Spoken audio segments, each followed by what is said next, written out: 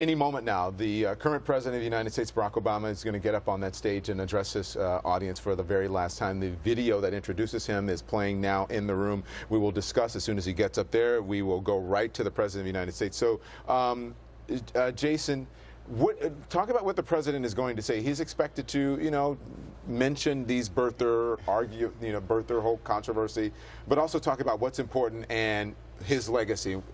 This is going to be President Obama's nicer version of the take off your house shoes speech that he gave back in 2011. Right. He's going to remind everyone, I have a legacy at stake. And I think what he also wants to do is he's got to sprinkle some of that Obama magic on Hillary Clinton. He's got to remind people that all the enthusiasm you have for me, it has to go to her as well. The greatest weakness that Hillary Clinton has in this campaign is not reminding people of how unqualified Donald Trump may be. It's giving people a reason to vote for her. And I think that's what President Obama's going to do. And I wouldn't be surprised if he sang at the end, too. That always works.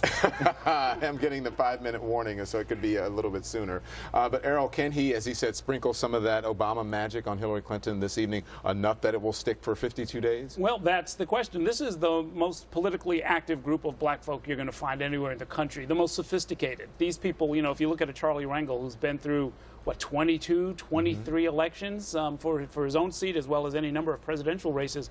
These are folks who know what this business is all about. And I think we can expect to hear President Obama speak to them as fellow political professionals. He doesn't need to sort of rouse them and get them on their feet, although that might happen.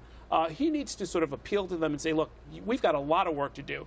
And this is a kind of an argument that he's made in a very subtle sort of a way, saying to people over the years, look, I'm a better speaker than you are. I've got more power than you are. And look how they're treating me. Mm-hmm. If I get treated this way, what do you think is going to happen to you and your politics and your legacy? So I'm looking to hear him say, we're all in this together. This is our movement.